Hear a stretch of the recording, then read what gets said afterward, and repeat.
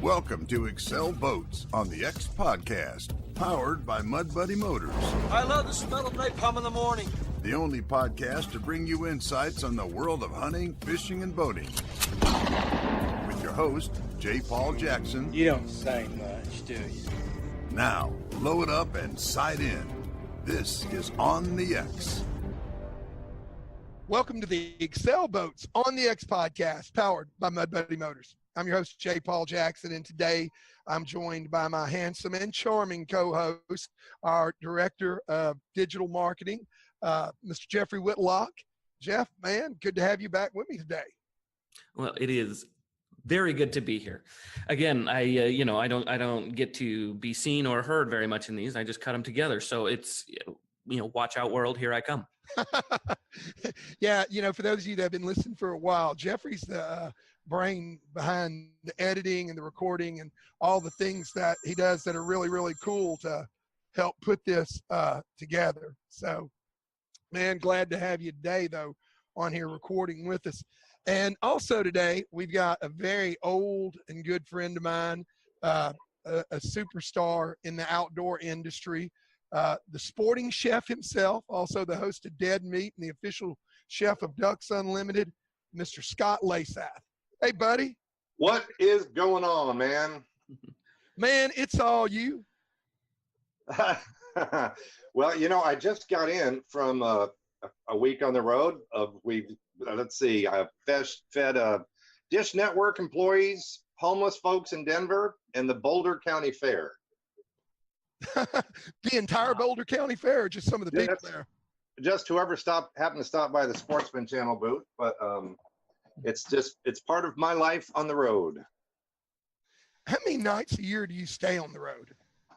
I'm probably gone more than I'm home. So far this year, I've flown 90,000 miles, just domestic. And so you know what that's all about. But, I get off the plane and I'm not quite sure where I am. But you know what's worse? When nobody wants you. At least you have somewhere to go when you travel. I do. And I always have coolers full of food with me. Very good. You're very, all very right. popular. So I'll bite. What's in the cooler?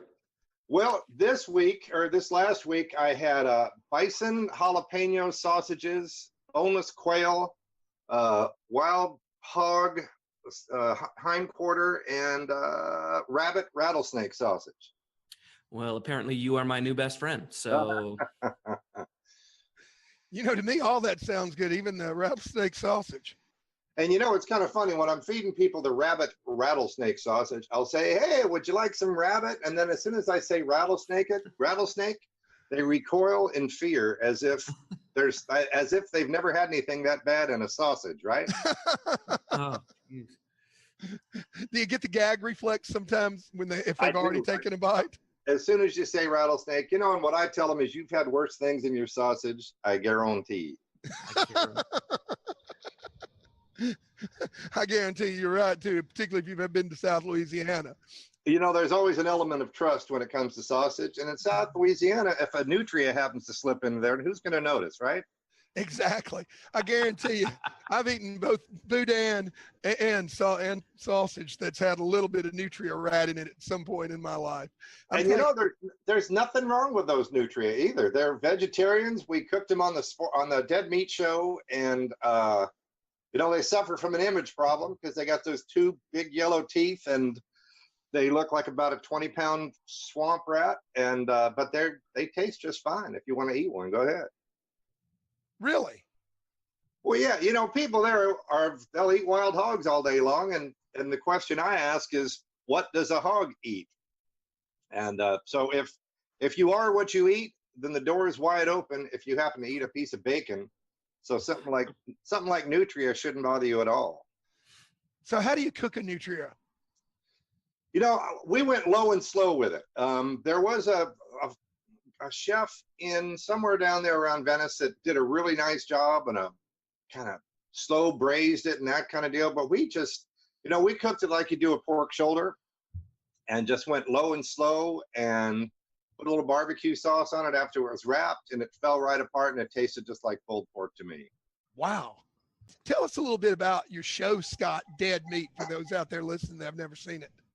Well, the Dead Meat Show is kind of like a Bizarre Foods for the outdoor market. It is, we try and connect with people, kind of lifestyle people. For instance, we found a guy in Texas who hunts, cooks, and eats armadillo. Armadillo is the only animal that can transmit leprosy to humans, so you want to make sure you cook your armadillo all the way through. We're going to the Canadian Arctic for the next season to be with the Inuits to have a little whale blubber, moose snout, and walrus. Wow. Okay, so I have a question then. So this is, I mean, that's an incredible premise. How do you get started with that? Where did that come from? Well, it started about 7 years ago on Sportsman Channel.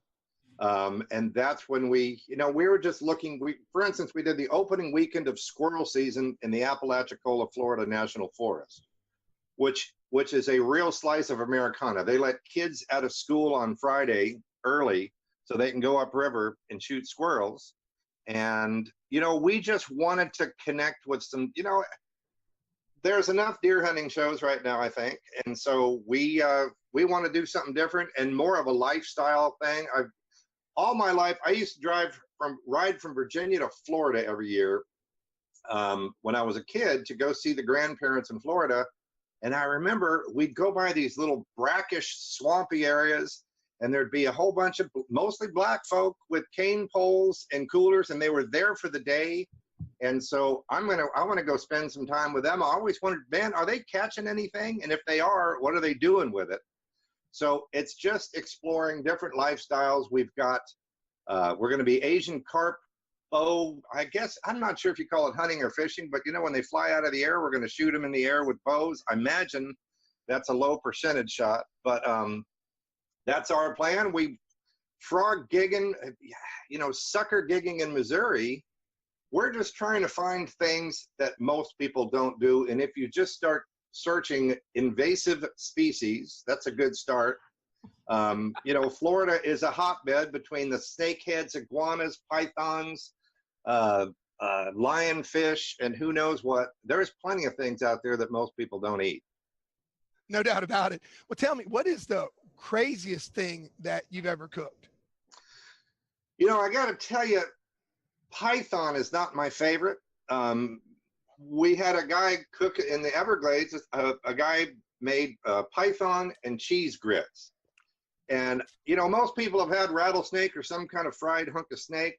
Python is nothing like rattlesnake. It is so incredibly tough, and it's really high in mercury.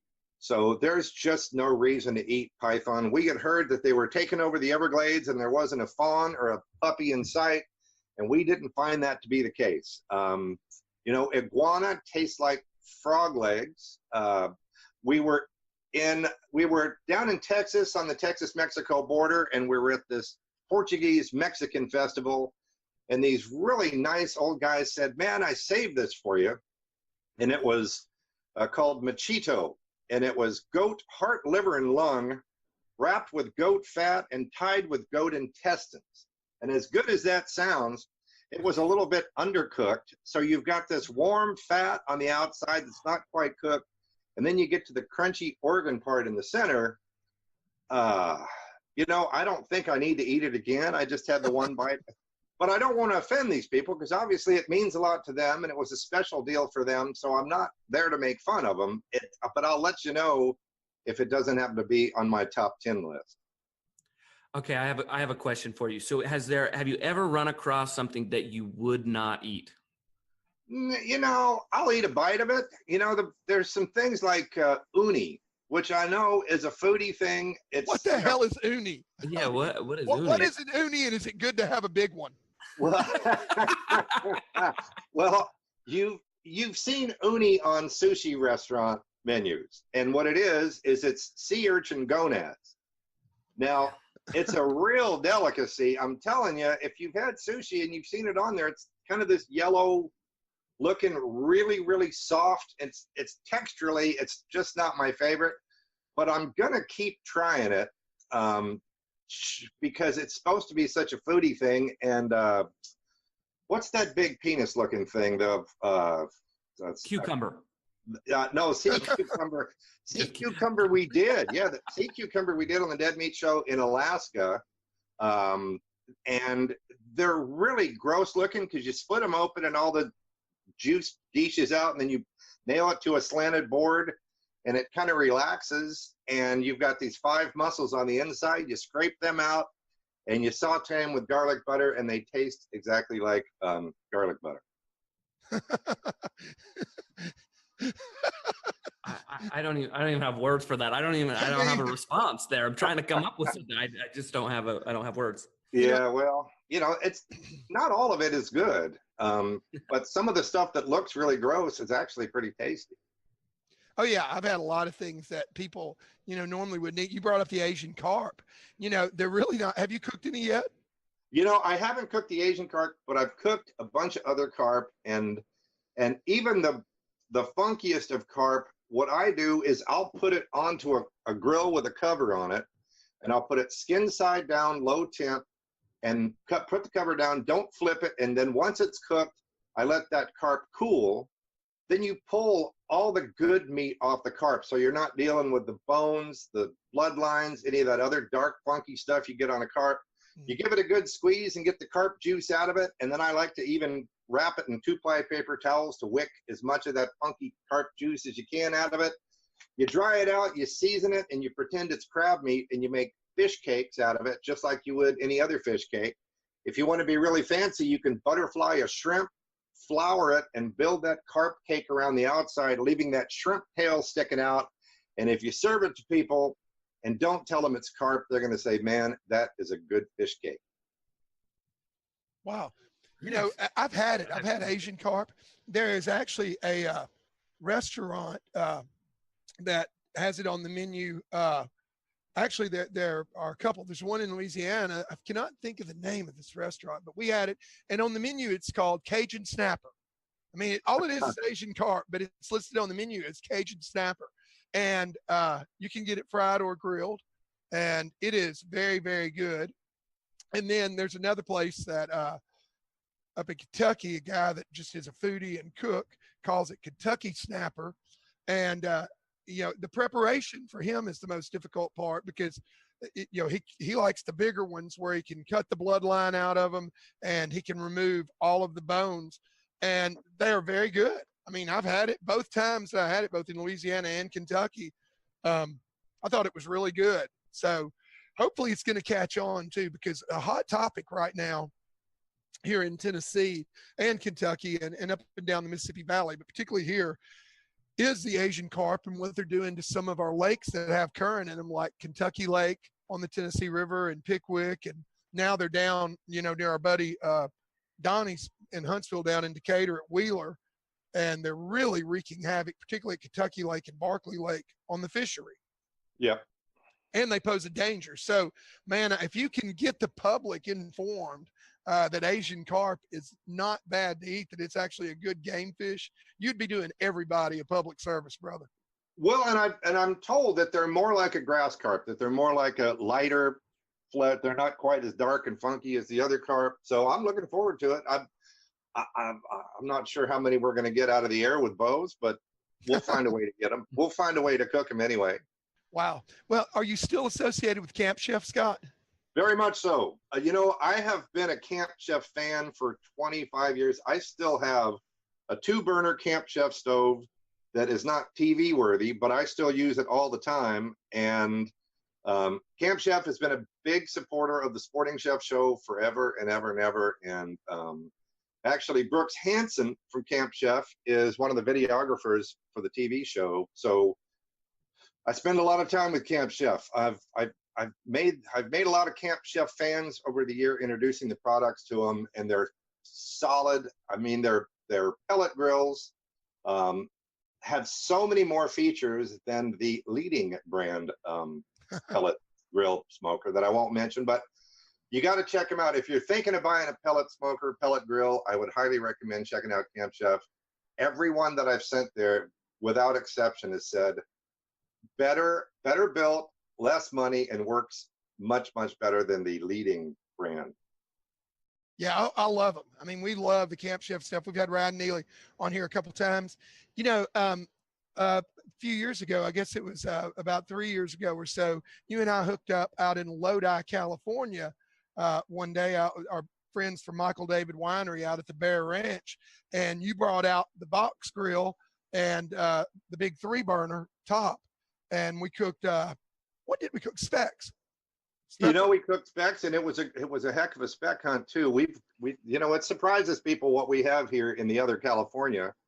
When you all come out to hunt ducks and geese and things with me, they you knew what you were coming into, right? But Oh yeah, a lot of people don't understand what's going on here in California, and the Michael David guys, as you mentioned, the wine guys there, you know, they love to hunt and fish, and it just so happens that they have some really good wine too. Oh, I love their wine. God, the night we went to dinner, I'll tell you what, Ink Blot Petit Verdot is still one of my all-time favorite wines. Now I've had it in a couple, 3 different vintages, and it's great all the way across the board. But after cooking with you that day, I actually came back and called Ryan, and I've got that same 3-burner now with that grill box. With the grill? With the grill, and I love it. I mean, it is the greatest tailgating piece of equipment that I've ever had, and really, really like those guys at Camp Chef. And they've got a lot of great recipes on their website, and I know you've contributed a whole lot of those. Well, and what's good about those, like the Pro 90 that you're talking about, is it's modular. So you can drop that grill onto it. You can do a flat top on it if you want to do breakfast. You can use it as a fish cooker. You can do all sorts of things with it. And that's the Pro 90. And get the grill box and the grill top, and you won't need anything else. So you had me at wine, of course. Tell me about that. Where does your experience come in with wine? How did that get started? You know, in Northern California, there's a fair amount of wine here, so we tend to drink it. I'm not a wine snob. I don't say you have to drink this with that. I tell people to drink the wine they like, with the food they like. You know, there are some foods that wine goes better with as far as pairing goes, but you know, I don't know that people take it all that seriously, and I just want them to enjoy a good wine. I tell them, don't cook with the good wine. I don't care what the guys tell you on TV. When they say don't cook with the wine you wouldn't drink. Well, I'm going to save my money for the wine I drank, and I'm going to cook with a neutral, like just a Burgundy. If you go to commercial kitchens, they are not cooking with good wine. They've got an 18-liter box with a spout on it, and that's what they're cooking with, and it's usually Chablis and Burgundy. So drink the good stuff, cook with the stuff that doesn't have flavors added or any of that. Just a straightforward Burgundy or Chablis, something like that is great for cooking. All right, very good. So for a lot of our listeners out there, we've got kind of this mix of fishermen right now and duck hunters. Tell us what wine should the fishermen be drinking, taking with them out on the boat? Not that they would. No, you're out on the water. It's never been consumed on the water ever. Right. Fish for the catch and fry guys, and then with the duck guys, what are they drinking? You know, the catch and fry guys, I still drink white wine. I like a good kind of floral Sauvignon Blanc to go with something that's really spicy fried.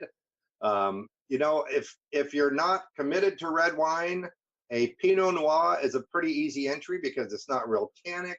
It's on the lighter side. With something like duck, I'm going to make my duck, I'm going to season it with olive oil and garlic and pepper, and I'm going to pair it with something like that, the Ink Blot Petit Verdot that J. Paul was talking about, a bigger, heavier wine that keeps up with that spicier duck. And you know, that good duck fat goes really well with wine, as long as, of course, you don't overcook your duck. Boy, you know, that phrase right there, don't overcook your duck. That is what we hear all year long. Ryan Neely from Camp Chef cannot stress that enough about overcooking duck. Well, and you know, if you look at recipes, you know, my dad was an Alabama farm boy, and he would take ducks and stuff them with wild rice and apples and oranges and all this other crap with the mistaken notion that it's going to make it more juicy and mellow it out and not be so gamey. And all it did was create this wad of stuff on the inside of the cavity that you had to get past in order to get the breast cooked. And he'd cook it for about an hour and a half, and it did not taste good. What I tell people with ducks is to make sure that they cook them in parts, legs and thighs. You go low and slow, make stock out of the bodies, and cook those breasts fast and hot, and not past about 130 to 135 degree internal temperature. You too will find that your duck is very different. I don't cook a duck or a goose without first brining it in a very simple salt water. If you take half a gallon of water, mix it with a half cup each of kosher salt or any kind of coarse salt and brown sugar, leave it in there overnight, and get the little whatever bloody looking stuff is in that duck and exchange it with brine. It's a whole different duck. And what a lot of people do with their game in general is they try and do everything they can to make it not taste like what it should taste like. So they'll take a perfectly good piece of venison and soak it in teriyaki for 48 hours and then wrap it in jalapeno bacon and cream cheese and say, man, this is so good it doesn't even taste like deer. I hear you. Yeah, or they'll put it in Italian dressing. What's that? Yeah, they'll take it and they will marinate it overnight in wishbone Italian dressing. Right. And then they'll put it on the grill, or they'll put it in the pan, put it in the oven, and they'll cook it for an hour. And when you get done, you have a piece of shoe leather that tastes slightly like Italian dressing. And they'll blame it on the duck. They'll say, man, I don't really like duck. And we all know people who love to shoot ducks and geese, but aren't that crazy about eating them. And if I can just get them to try a bite of medium rare, properly prepared duck breast that hasn't been completely buried in sauce, but it's covered up enough so that they can't see that it's cooked medium rare. People take a bite out of it. They say, man, this just melts in your mouth. What did you do? And I tell them, man, all I did was cook it a lot less than you do. Amen. That is a huge deal. When I was out there the last time, which was back in November, went out there hunting with our buddy Scott Feist. Back in November, and we actually recorded a podcast from Scott's man cave while we were out there. But we also cooked. It was opening weekend, or actually, it was probably 2 or 3 weeks into the duck season, but when they were first starting to hunt, and we cooked duck and speckled belly geese over at his house that night.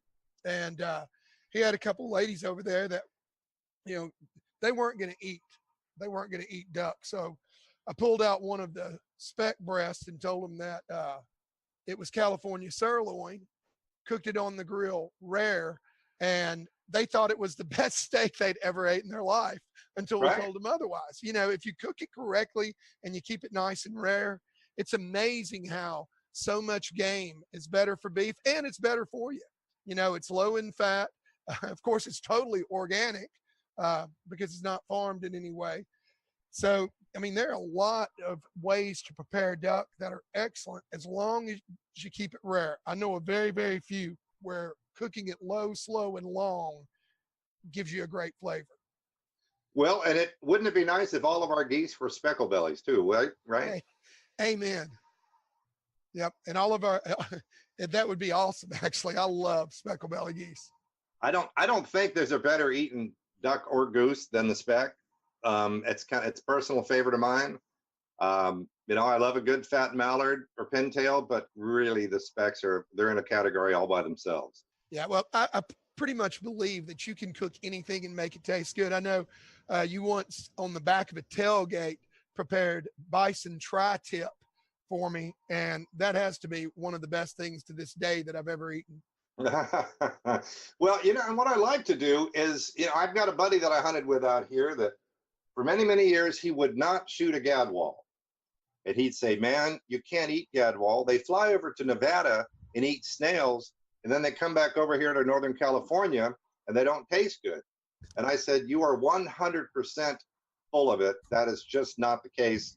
Back of the tailgate after a duck hunt, I had a third guy there so that everybody knew that it was on the up and up. I took a mallard breast, a gadwall breast, just a little olive oil, balsamic vinegar, salt and pepper. And I said, okay, you tell me which one is the mallard and which one is the gadwall.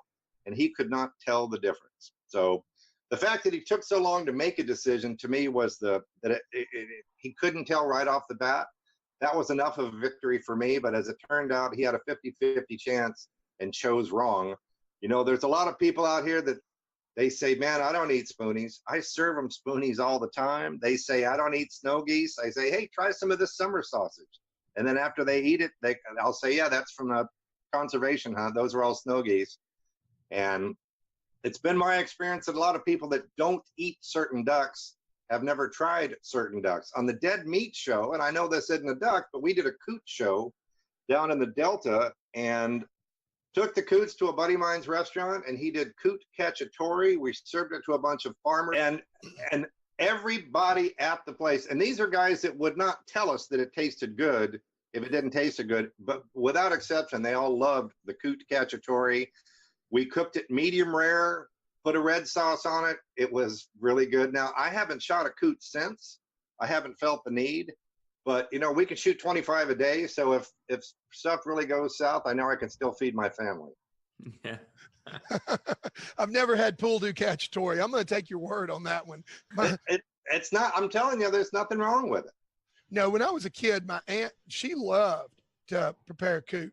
She would do a coot and dressing, and it was edible. I mean, I ate it, but when I think about coot, all I can think about is Aunt Linda's coot and dressing, and it just doesn't do it for me. And what stinks is, I'm like you, I am not a snob when it comes to duck, or I'll eat just about anything that you put in front of me. I'm like, I'll take a bite. You know, you mentioned snake. I love rattlesnake. I like snapping turtle. Caught one out here in my pond the other day, and I brought it up to the house, and my wife wouldn't let me pick it. She's like, no, we are not going to do that. You are not going to cook that snapping turtle. Go put it back. So, but I was looking forward to it, you know. So coot's just one of those things that it's kind of like, you know, getting drunk on a certain form of alcohol and getting really sick, and you can never drink that form of alcohol again. It might take a while, yeah. Yeah, that's kind of the way that I feel about coot too. And I knew you were going to bring Jeffrey in when you mentioned wine, because he is the wine guy. I suggested all three of us meet up in Lodi at some point and go out to dinner and take him on a tasting, because man, that trip that I made out there, it was just with Kevin Phillips Kevin Phillips, yeah. Kevin Phillips and Michael David was, I wanted to say Kevin Phillips and Michael David was unbelievable. And the varieties in the area where you live, I mean, you are really blessed to be right out there in the middle of wine country for the guy that likes it. Yeah. Well, and I'll be hunting the dove opener with Kevin on September 1st too. They have some pretty good spots for doves out there. They usually get some safflower in, and there's water and tall trees, and we can usually get our limits pretty quickly there. That's brilliant. That would be really exciting. I like to think of myself as brave as well, but I'm not. I'd have to really sack up and be ready for that. You know, sounds exciting. I'm very interested. That sounds really fun. Scott, so tell me and tell our listeners, where can they find you? Where's your social media channels, your shows? Give us all that good information so people can pick you up. Sportingchef.com is the website, and if you go to Ducks Unlimited's website, ducks.org. I've got 11 years of being their cooking editor on the magazine, so there's lots of stuff in the Ducks Unlimited deal. If you go to the Sportsman channel, it'll tell you about our TV shows. The Sporting Chef show airs Q1 and 2 starting in 2019. I've been with Sportsman channel since they started about 15 years ago. The Dead Meat show, we'll have all new Dead Meat shows starting in Q3 and 4 next year, and both shows are off the air for the rest of this year while we're shooting new shows. But I'm out and about making lots of personal appearances all over the country between now and then and shooting new shows. But we've got a newsletter. If you go to sportingchef.com and sign up for the newsletter, we'll keep you in touch on when the shows are back on and what we've got going on and giving stuff away. And I couldn't help but notice these pictures of Jay Paul on the XLMarine.com site. What's Jay Paul, you've been busy. I've been really, really busy. I'll tell you what, we've it's exciting times here at Excel Marine. I know for you're probably just in shock and awe to see that I've got a real job that I have to work these days as business operations manager for the company. But it's been great. We get to get in a lot of different boats. Just last week, I was on Mobile Bay. I'll tell you one thing. I really want to try to put a date on the calendar for some time in the future. I know it'll probably have to be next summer for you and I to get together because, number one, I'd like to get you out in one of our bay boats. I think we would have a blast out fishing. I know you love to fish. And but number two, last week down there, we caught a bunch of jack crevalle. Those guys, they don't eat them. I'm sure that you've probably got some way that you could prepare that jack. There's nothing wrong with them. I've cooked them before. They're fine. Yeah. So I'd love to get you down there cooking them. Also, we had triple tail. It was my first experience of blackfish. I brought some home and cooked it, and it was absolutely wonderful. Love triple tail. That's good stuff. Can't imagine what you could do with it. I did pick up a recipe for it from your buddy Hank Shaw that you turned me on to his blog, and it was really, really good. But, man, yeah, lots of exciting stuff happened for us here at Excel Boats. You can find us, by the way, at excelboats.net or excel-marine.com. And we're having a big time. I want to get you in one of the boats really, really soon. I know you're on a limited amount of time here today, Scott, so I'm going to let you go. But before I do, we have a kind of a standard question before we part. And the question is, if I'm in a duck blind with you and I go to rummage through your blind bag to try to find a snack or something to eat, what am I most likely going to find in there? Snow goose jerky. Every time. Every time. I've got, we shoot a lot of snows here, and I make jerky and sausage out of them. And I do all different kind of flavors. I use high mountain seasonings, and I make snow goose jerky all day long. That's what's in my pack. Yeah, I like it. That's what I like to hear. I'm a big jerky fan. Excellent. That's cool. Jeffrey, you got anything else for us, buddy?